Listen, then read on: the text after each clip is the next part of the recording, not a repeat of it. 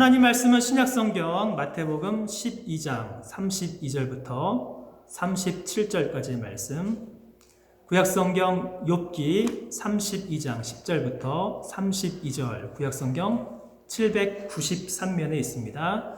계신 곳에서 제가 한 절, 여러분 한 절, 한 절씩 교독하며 읽겠습니다. 또 누구든지 말로 인자를 거역하면 사하심을 얻되, 누구든지 말로 성령을 거역하면 이 세상과 오는 세상에서도 사하심을 얻지 못하리라. 나무도 좋고 열매도 좋다 하든지, 나무도 좋지 않고 열매도 좋지 않다 하든지 하라. 그 열매로 나무를 아느니라. 독사의 자식들아, 너희는 악하니 어떻게 선한 말을 할 수 있느냐? 이는 마음에 가득한 것을 입으로 말함이라.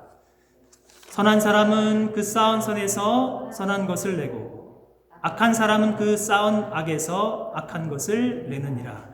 내가 너희에게 이르노니 사람이 무슨 무익한 말을 하든지 심판날에 이에 대하여 신문을 받으리니, 내 말로 의롭다함을 받고 내 말로 정죄함을 받으리라. 욥기 말씀입니다. 그러므로 내가 말하노니 내 말을 들으라. 나도 내 의견을 말하리라. 보라, 나는 당신들의 말을 기다렸노라. 당신들의 슬기와 당신들의 말에 귀 기울이고 있었노라. 내가 자세히 들은즉 당신들 가운데 욥을 꺾어 그의 말에 대답하는 자가 없도다.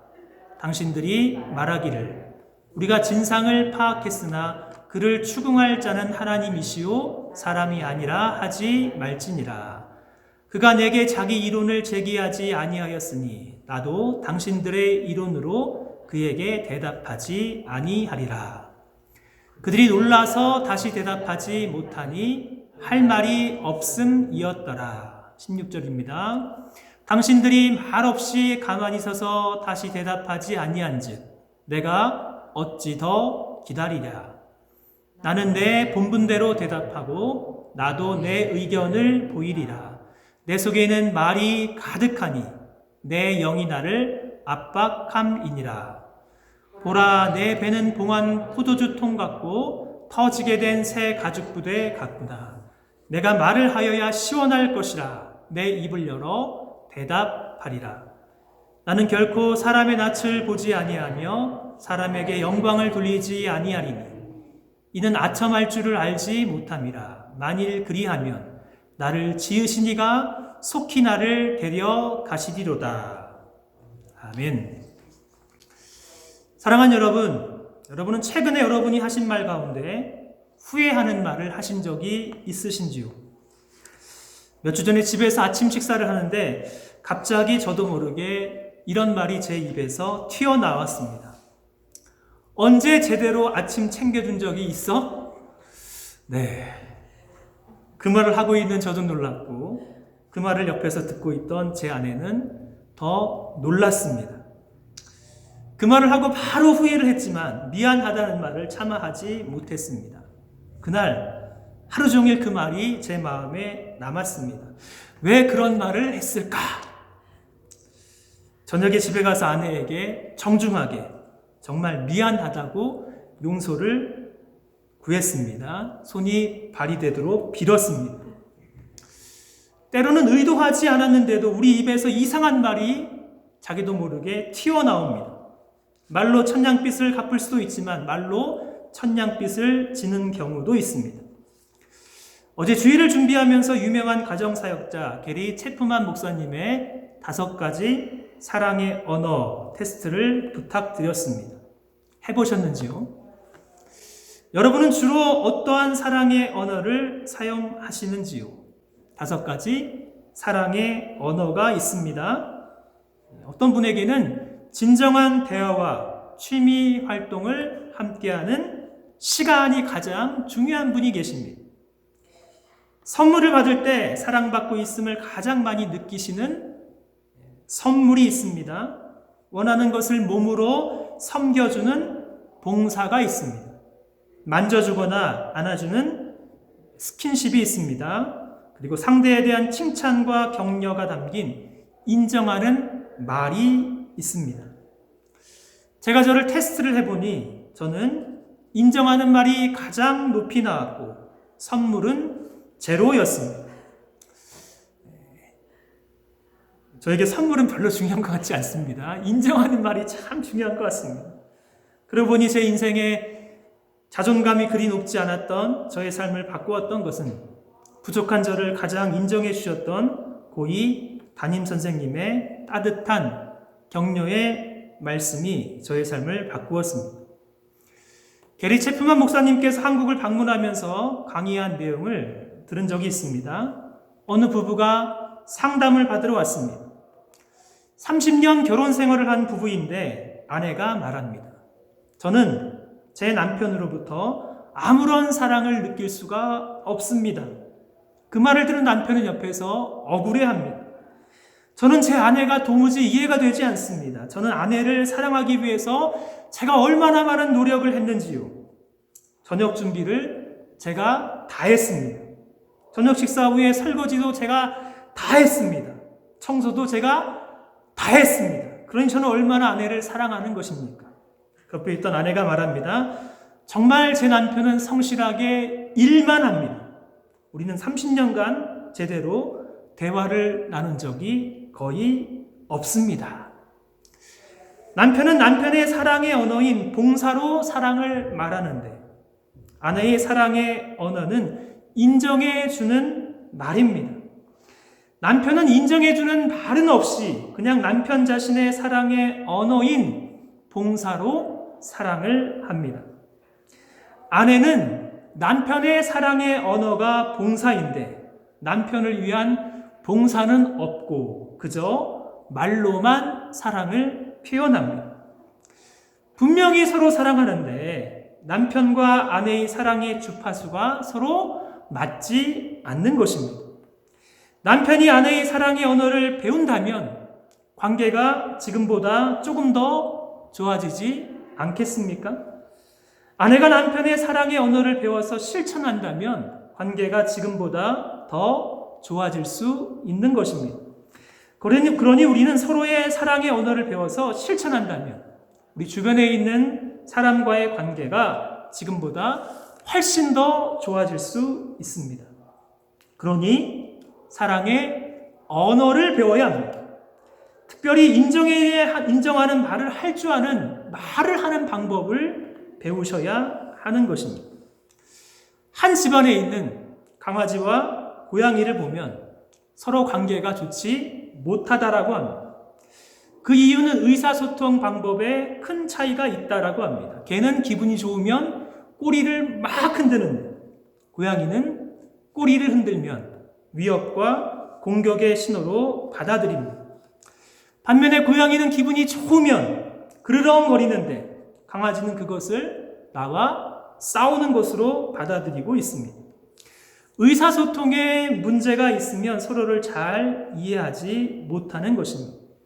우리가 살고 있는 우리 시대, 의사소통이 참으로 중요한 시대입니다.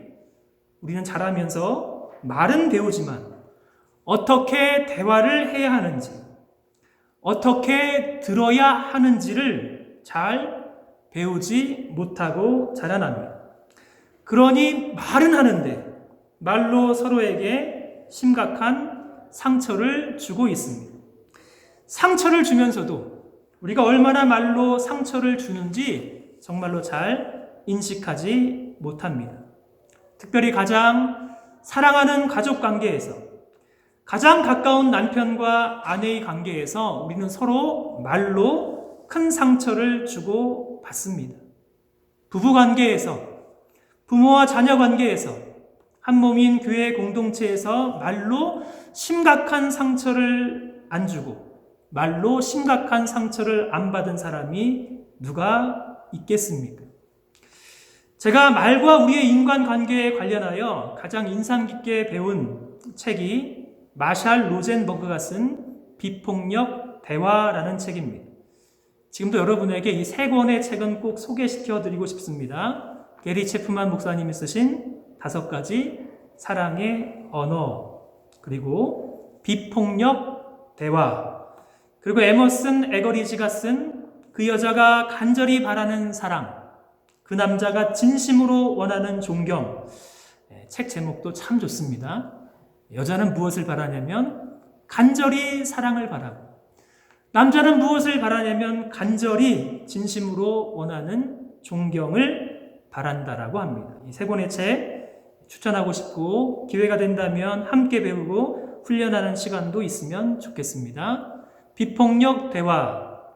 1940년대 미시간의 디트로이트 다운타운에서 폭동을 경험하고 학교에서 겪은 심각한 말의 폭력을 경험하면서 성장한 유대인 마샬 로젠버그가 쓴 비폭력 대화. 참 중요한 책입니다. 며칠 전에 이 책을 추천받고 제가 꼼꼼하게 읽고 또 강의도 준비하면서 신약성경 에베소서 4장 29절 말씀이 생각이 났습니다. 우리 지난 주일 피플 퍼즐 세미나에서 다룬 말씀이었습니다. 무릇, 같이 한번 읽겠습니다. 에베소 4장 29절 시작. 무릇 더러운 말은 너희 입 밖에도 내지 말고 오직 덕을 세우는데 소용되는 대로 선한 말을 하여 듣는 자들에게 은혜를 끼치게 하라. 제가 다시 한번 읽습니다. 무릇 더러운 말은 너희 입 밖에도 내지 말고 오직 덕을 세우는데 소용되는 대로 선한 말을 하여 듣는 자들에게 은혜를 끼치게 하라. 이 권면의 말씀을 우리의 삶 가운데 적용할 수 있는 좋은 모델이 비폭력 대화 방법입니다. 우리는 덕을 세우는 말을 배워야 합니다. 악한 말이 아니라 가능하다면 선한 말도 배워야 합니다. 우리의 덕을 세우고 선한 말이 듣는 사람들에게도 은혜를 끼치게 하는 말을 배워야 합니다. 로젠버그는 우리의 삶에서 진정한 평화로운 대화를 방해하는, 자신도 모르게 사용하는 5가지 폭력적인 요소가 있다라고 보았습니다. 우리도 모르게 습관적으로 이런 말을 하는데 사실 듣는 사람들에게는 심각한 폭력이 될 수 있는 말이라는 것입니다. 첫 번째는 도덕주의적인 판단. 나의 생각이나 가치관의 상대가 동의하지 않을 때 그 사람은 나쁘거나 뭔가 잘못되었다라고 암시하는 말입니다. 그러기에 그 사람에게 모욕을 줍니다. 꼬리표를 붙입니다. 상대방을 비하하는 말을 합니다. 예를 든다면 이런 말입니다. 당신은 너무 게을러. 저 사람은 참 무책임해. 우리 목사님은 너무 권위적이야. 이런 도덕주의적인 판단이 우리의 대화를 단절시키는 것입니다. 두 번째는 강요입니다. 우리의 부탁을 상대가 들어주지 아니할 때 어떠한 비난이나 벌을 받을 것이라는 위협이 포함되어 있습니다. 예를 들어서 그냥 내가 시키는 대로 다 하세요. 이거 지금 당장 다 먹어야 돼. 바로 강요의 사례가 되는 것입니다. 셋째는 상과 벌을 정당화시키는 말입니다. 어떠한 행동에는 상과 벌이 당연히 따라야 하고 그 이유나 기준은 자신만이 알고 있는 생각에서 나오는 말입니다. 예를 들어서 그 사람은 벌을 받아 마땅해. 기준이 자신입니다. 그 정도는 당연히 해주어야 된다고 생각하는데 이러한 말입니다. 넷째는 자신의 책임을 부인하는 말입니다. 자신의 생각, 느낌, 행동에 대해서 책임을 부인하는 말입니다. 예를 든다면 그 아이가 거짓말을 했기 때문에 내가 때렸어. 때린 이유가 그 아이가 거짓말을 했기 때문이라는 것입니다. 다른 사람이나 자신이 붙인 꼬리표로 나는 우울증 환자이기 때문이야 라고 표현을 하는 것입니다. 집단의 압력으로 다른 애들이 다 기도를 안 하니 나도 기도를 안 해. 자신의 책임을 부인하는 표현입니다. 다섯 번째, 우리가 쉽게 하는 것이 비교와 경쟁으로 언어의 폭력을 합니다. 가정에서 자녀를 키우면서 비교와 경쟁의 폭력적인 언어를 종종 사용합니다. 너는 왜 누구누구보다 못하니? 누구누구는 이번에 성경 암송 퀴즈 대회에서 1등을 했대. 누구는 이번에 의과대학원에 진학을 했대. 유명한 말이 엄친아입니다. 여러분, 엄친아 무슨 말입니까? 엄마, 친구, 아들. 엄마, 친구, 아들은 이러는데 비교와 경쟁으로 상대를 비판하는 표현입니다. 로젠버그의 비폭력 대화를 다시 한번 읽어보면서 저도 모르게 습관적으로 판단하고 강요하고 상가벌을 정당화하고 제 책임을 부인하고 비교와 경쟁시키는 폭력적인 요소가 있음을 부인할 수가 없었습니다. 우리의 말, 얼마나 우리 신앙의 성숙과 우리의 제자의 삶에도 중요하겠습니까? 오늘 본문 말씀 마태복음 11장 32절 말씀 보면 예수님께서 말에 대해서 이렇게 말씀을 하십니다. 심각한 말씀입니다. 또 누구든지 말로 인자를 거역하면 사하심을 얻되 누구든지 말로 성령을 거역하면 이 세상과 오는 세상에서도 사하심을 얻지 못하리라. 이 세상과 오는 세상에서도 사하심을 얻지 못하는 말이 있다라고 말씀합니다. 어떤 종류의 말이기에 이 세상과 오는 세상에서도 용서하심을 얻지 못하는 심각한 말이겠습니까? 22절, 23절 오늘 본문의 배경이 되는 말씀입니다. 그때 귀신 들려 눈 멀고 말 못하는 사람을 데리고 왔거늘 예수께서 고쳐주시매 그 말 못하는 사람이 말하여 보게 된지라. 무리가 다 놀라 이르되 이는 다윗의 자손이 아니냐 하니 바리새인들이 듣고 이르되 이는 이가 귀신의 왕 바알세불을 힘입지 않고는 귀신을 쫓아내지 못하느니라 하거늘. 귀신 들려서 눈이 멀고 말 못하는 사람을 어떠한 사람들이 예수님께 데리고 왔습니다. 우리 예수님 온유와 겸손의 성품으로 불쌍히 여기시는 긍휼함으로 그 눈이 멀고 말 못하는 사람을 치유하여 주셨습니다. 그 불쌍한 말 못하고 눈이 먼 사람이 입이 열려 말도 하게 되고 눈이 열려 보게 되었습니다. 얼마나 감사하고 얼마나 좋은 일입니까? 무리들은 예수님의 치유의 기적을 보고 구약에 예언된 메시아인 다윗의 자손이라고 말합니다. 문제는 옆에서 무리의 말을 들은 바리새인들은 뭐라고 하고 있습니까? 이 말이 중요합니다. 바리새인들이 듣고 이르되 이가 귀신의 왕 바알세불을 힘입지 않고는 귀신을 쫓아내지 못하느니라. 그들의 말, 예수님이 귀신의 왕인 바알세불을 힘입지 않고는 귀신을 쫓아내지 못한다라고 말하는 아주 심각한 도덕주의적인 판단에 폭력적인 말을 하고 있습니다.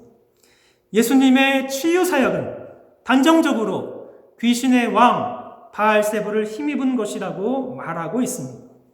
바알세불 누구입니까? 구약의 블레셋 사람들이 숭배하던 신이 있었습니다. 바알세붑. 바알세붑의 헬라어 발음이 바알세불입니다. 바알세붑, 예언의 능력을 지녔다라고 믿은 파리 모양의 신입니다. 그러기에 파리의 신. 구약의 유대인들은 바알세붑을 어떻게 불렀냐면 똥의 신이라고 부르면서 저주하고 증오를 했습니다. 똥의 신. 그 신약의 유대인들은 그 똥의 신이 귀신의 왕 사탄이라고 믿고 있었습니다. 예수님은 입을 고쳐주시고 눈이 먼 사람을 고쳐주신 그 기적에 대해서 바리새인들의 치욕적이고 무욕적인 말하는 것을 듣고 하나님 나라와 관련돼서 아주 중요한 가르침의 말씀을 하여 주셨습니다. 마태복음 12장 28절 유명한 말씀입니다. 그러나 내가 하나님의 성령을 힘입어 귀신을 쫓아내는 것이면 하나님의 나라가 이미 너희에게 임하였느니라. 하나님의 나라가 이 땅에 이미 임하였는데 그 증거가 무엇이냐면 하나님의 성령을 힘입어서 귀신을 쫓아내는 것이 하나님의 나라가 이 땅에 임한 중요한 증거라고 말하고 있습니다.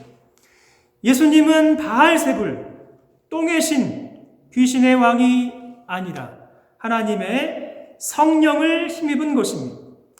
하나님의 성령의 능력으로 귀신을 쫓아내는 예수님의 치유 사역, 이 땅에 드디어 하나님의 나라가 임했음을 보여주는 아주 중요한 증거인 것입니다. 예수님은 하나님 나라의 왕으로 성령의 능력으로 귀신을 쫓아내셨습니다. 그런데 하나님의 성령의 일을 인정하지 아니하고 귀신의 왕 사탄으로 모욕하는 그 말은 예수님을 거역하는 것을 넘어서 성령을 거역하고 성령을 부인하는 말입니다. 그 악한 말은 이 땅에 임한 하나님이 주인 되신 하나님의 나라를 부인하는 말이며 하나님의 성령을 거역하는 그 말은 결코 용서하심을 얻지 못하는 말이라고 예수님께서 말씀하십니다. 성령을 거역하는 악한 말이 있습니다. 성령을 거역하는 악한 말만 있는 것이 아니라 우리가 정말로 주의해야 하는 말도 있습니다. 36절, 37절 두 구절 같이 한번 읽겠습니다. 시작. 내가 너희에게 이르노니 사람이 무슨 무익한 말을 하든지 심판날에 이에 대하여 신문을 받으리니 내 말로 의롭다함을 받고 내 말로 정죄함을 받으리라. 하나님의 심판날에 하나님 앞에서 신문을 받을 우리의 무익한 말이 있습니다. 우리의 말로 인정함을 받을 수도 있고 우리의 말로 정죄함을 받을 수도 있는 우리의 무익한 말이 있습니다. 사랑하는 여러분, 우리의 입에서는 어떠한 말이 자주 나오고 있습니까? 우리의 말에 실수가 없을 수가 없습니다. 우리는 온전한 사람이 아닙니다. 우리의 말이 하나님 나라의 언어인가? 우리의 말이 땅에 속한 세상의 언어인가? 이 시간 한번 살펴보길 원합니다. 신약성경 야고보서 3장 8절부터 11절 예수님의 동생 야고보는 우리가 말하는 혀를 이렇게 말합니다. 혀는 능히 길들일 사람이 없나니 쉬지 아니하는 악이요 죽이는 독이 가득한 것이라. 이것으로 우리가 주 아버지를 찬송하고 또 이것으로 하나님의 형상대로 지음을 받은 사람을 저주하나니 한 입에서 찬송과 저주가 나오는도다. 내 형제들아 이것이 마땅하지 아니하니라. 샘이 한 구멍으로 어찌 단물과 쓴물을 내겠느냐. 내 형제들아 어찌 무화과 나무가 감람 열매를 포도나무가 무화과를 맺겠느냐. 이와 같이 짠 물이 단물을 내지 못하느니라. 능히 길들일 수 없는 우리의 혀는 쉬지 아니하는 악이요 죽이는 독을 뿜어내고 있습니다. 그 혀에서 나오는 입으로 하나님을 향한 찬송도 부르고 하나님의 말씀도 읽고 하나님께 기도하지만 동시에 그 혀로 하나님의 형상대로 지음받은 존귀한 사람을 저주합니다. 이것이 참으로 마땅하지 않은 것입니다. 예수님 당시에 가장 경건하여 율법의 말씀을 가장 열심히 준수한다고 스스로 자부하던 바리새인들, 그 용서받지 못할 그 말은 어디에서 나온 것입니까? 예수님은 그들의 독한 말이 어디에서 나왔는지 그 이유를 분명하게 말씀하십니다. 33절부터 35절 바리새인의 독한 말의 이유. 나무도 좋고 열매도 좋다 하든지 나무도 좋지 않고 열매도 좋지 않다 하든지 하라. 그 열매로 나무를 아느니라. 독사의 자식들아, 너희는 악하니 어떻게 선한 말을 할 수 있느냐. 이는 마음에 가득한 것을 입으로 말함이라. 선한 사람은 그 쌓은 선에서 선한 것을 내고 악한 사람은 그 쌓은 악에서 악한 것을 내느니라. 바리새인의 그 악한 말, 악한 나무에서 맺히는 악한 열매입니다. 악한 나무에서 좋은 열매 맺을 수가 없습니다. 악한 나무는 오직 악한 열매만 맺습니다. 우리의 입에서 악한 말이 나오고 독한 말이 나오는 것은 우리가 악하고 독한 사람이기 때문입니다. 악한 말을 하는 사람을 자세히 보십시오. 누구입니까? 안타깝지만 그 사람은 악한 사람입니다. 반면에 선한 말을 하는 사람은 선한 열매를 맺는 선한 나무와도 같습니다. 선한 나무가 선한 열매를 맺듯이 선한 사람은 선한 말을 합니다. 악한 나무가 악한 열매를 맺듯이 악한 사람은 악한 말만 하는 것입니다. 그러기에 우리의 말이 악한 말인지 우리의 말이 선한 말인지 이것이 참으로 중요합니다. 두 번째, 바리새인의 그 악한 말 어디에서 나옵니까? 그들의 악한 마음에서 나오는 것입니다. 우리의 말은 우리의 마음과 깊이 연관이 되어 있습니다. 우리의 말은 우리의 마음에서 나오는 것입니다. 마음이 선하면 선한 말이 나오고 마음이 악하면 악한 말이 나옵니다. 악한 말을 하는 악한 사람의 마음은 악으로 가득 차 있습니다. 선한 사람의 마음은 선으로 가득 차 있습니다. 선한 마음이 가득한 그 선한 마음에서는 반드시 입으로 선한 말이 나오는 것입니다.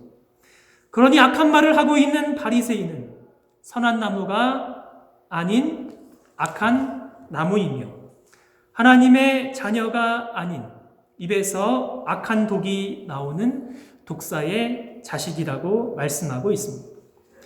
이 땅에서 우리가 하는 말, 우리가 어느 나라에 속한 사람인지를 보여주는 가장 중요한 열매입니다. 사탄의 나라에 속한 독사의 자식들인데도 바리새인들은 스스로 하나님 나라에 속한 사람이라고 착각하고 있습니다. 사랑하는 여러분, 우리의 말, 우리가 어느 나라에 속한 사람인지를 보여주고 있습니다. 여러분의 말은 여러분이 어느 나라에 속한 사람인지를 보여주고 있는 가장 중요한 시금석인 것입니다.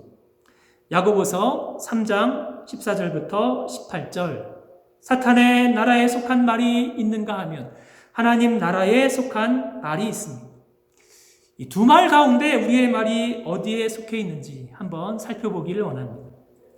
너희 마음속에 독한 시기와 다툼이 있으면 자랑하지 말라. 진리를 거슬러 거짓말하지 말라. 이러한 지혜는 위로부터 내려온 것이 아니요 땅 위의 것이요 정욕의 것이요 귀신의 것입니다. 시기와 다툼이 있는 곳에는 혼란과 모든 악한 일이 있습니다. 오직 위로부터 난 지혜는 첫째, 성결하고 다음에 화평하고 관용하고 양순하며 긍휼과 선한 열매가 가득하고 편견과 거짓이 없나니 화평하게 하는 자들은 화평으로 심어 의의 열매를 거두느니라. 사랑하는 여러분, 우리의 말은 어떠한 말입니까? 우리의 말 가운데 독한 시기와 다툼의 언어가 있습니까? 거짓말, 혼란과 편견의 말이 있습니다. 정욕의 것이라고 말씀합니다. 귀신의 것이라고 말씀합니다. 땅의 언어라고 말씀합니다. 반면에 하나님 나라의 언어는 입으로 진리를 말합니다. 그 말은 성결합니다. 그 말은 화평합니다. 그 말은 관용합니다. 양순합니다. 긍휼이 있습니다. 선한 열매를 맺고 있습니다. 이 언어가 하나님 나라의 언어입니다. 사랑하는 여러분, 우리의 말이 땅에 속한 말이 아니라 하나님 나라의 언어로 충만한 하나님 나라에 속한 사람의 말을 할 수 있는 저와 여러분 되시기를 바랍니다. 어떻게 하면 하나님 나라의 언어, 진리의 말, 성결하고 화평하고 관용하는 말, 양순하며 긍휼과 선한 열매가 가득한 말을 할 수 있겠습니다. 사랑하는 여러분, 그런 말을 배워야 합니다. 우리의 마음에 선한 마음을 쌓아가고 선한 마음에서 나오는 선한 열매로 맺히는 선한 말을 할 수 있는 방법을 배워야 합니다. 성경을 보면 인생에서 가장 큰 고난을 당한 욥을 가장 힘들게 한 것은 그에게 찾아온 고난이 아니었습니다. 그를 위로한다고 찾아온 욥의 새 친구들의 독한 말이 욥을 가장 힘들게 했습니다. 욥의 새 친구들의 말은 욥의 마음에 큰 상처를 주었습니다. 신실한 믿음의 사람 욥도 새 친구의 도무지 이해할 수 없는 말에 큰 상처를 받았습니다. 그러기에 그 큰 상처에 더욱더 자신을 변호합니다. 욥과 새 친구들이 더 이상 대화를 진행하지 못했을 때 지혜의 사람, 젊은 엘리후가 등장하여서 지혜의 말을 합니다. 엘리후의 말을 자세히 읽어보면 우리가 어떻게 하나님 나라에 속한 사람으로 말을 해야 하는지, 어떻게 말을 할 수 있는지 구체적으로 배울 수가 있습니다. 첫 번째, 11절, 12절 말씀을 보면 엘리후는 말을 하기 전에 어떻게 하고 있는지를 잘 보여줍니다. 이렇게 말합니다. 보라, 나는 당신들의 말을 기다렸노라. 당신들의 슬기와 당신들의 말에 귀 기울이고 있었노라. 내가 자세히 들은즉 당신들 가운데 욥을 꺾어 그의 말에 대답하는 자가 없도다. 엘리후는 말하기 전에 먼저 무엇을 하고 있습니까, 여러분? 말하기 전에 그는 듣고 있습니다. 그는 욥과 새 친구들의 말을 기다렸습니다. 그냥 기다린 것이 아니라 어떻게 들었는지를 말하고 있습니다. 귀 기울여 그는 듣고 있습니다. 더욱 자세히 듣고 있습니다. 우리의 믿음 생활이 말과 밀접한 관계가 있다면 잘 말하기 위해서는 먼저 잘 들을 수 있는 경청의 사람이 되어야 하는 것입니다. 말하는 것과 듣는 것과 연관해서 야고보는 이렇게 말합니다. 야고보서 1장 19절 같이 읽습니다. 내 사랑하는 형제들아, 너희가 알지니 사람마다 듣기는 속히 하고 말하기는 더디하며 성내기도 더디하라. 이런 권면이 주어진 이유는 사람들이 이 반대로 하기 때문입니다. 듣기는 더디 듣고 말하기는 신속하게 하고 말로 성내기도 신속하게 합니다. 사람마다 듣기는 속히 하고 말하기는 더디하며 성내기도 더디할 수 있다면 우리가 얼마나 말을 더 잘할 수가 있겠습니까? 선지자 이사야 기도합니다. 주 여호와께서 학자들의 혀를 내게 주사 나로 곤고한 자를 말로 어떻게 도와줄 줄을 알게 하시고 아침마다 깨우치시되 나의 귀를 깨우치사 학자들 같이 알아듣게 하시는도다. 잘 말하기 전에 먼저 잘 듣는 우리가 되기를 바랍니다. 학자의 혀를 구하기 전에 학자같이 잘 알아들을 수 있는 귀가 활짝 열린 경청의 사람이 되시기를 간절히 바랍니다. 그러게 말하기 전에 먼저 듣고 기다리는 지혜를 엘리후를 통해서 배웁니다. 둘째, 엘리후는 기다리면서 귀 기울이면서 자세히 듣다가 드디어 말을 합니다. 언제 말을 시작합니까?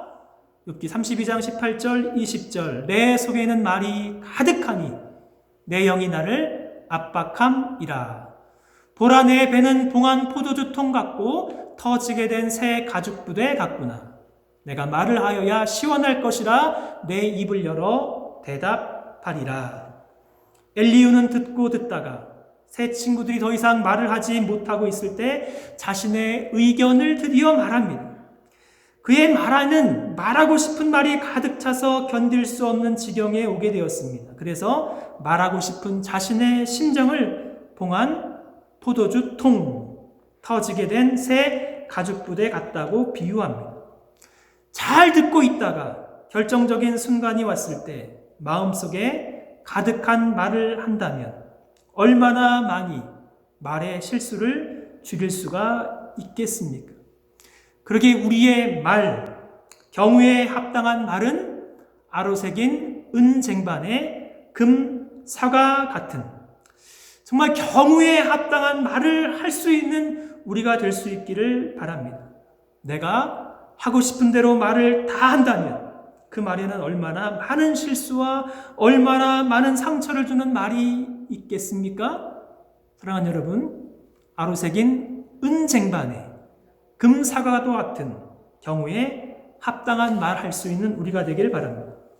선지자 이사야가 거룩하고 영광스러운 하나님을 만났을 때 제일 먼저 회개한 것은 부정한 자신의 입술이었습니다. 화로다 나여 망하게 되었도다. 나는 입술이 부정한 사람이요, 나는 입술이 부정한 백성 중에 거주하면서 만군의 여호와이신 왕을 배웠음이로다.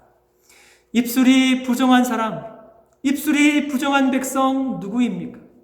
우리의 말이 봉한 포도주 같지 아니하고 터지게 된 새 가죽 부대가 아니라 마음에 있는 그대로 생각나는 대로 말한다면 입술이 부정한 사람이 분명합니다.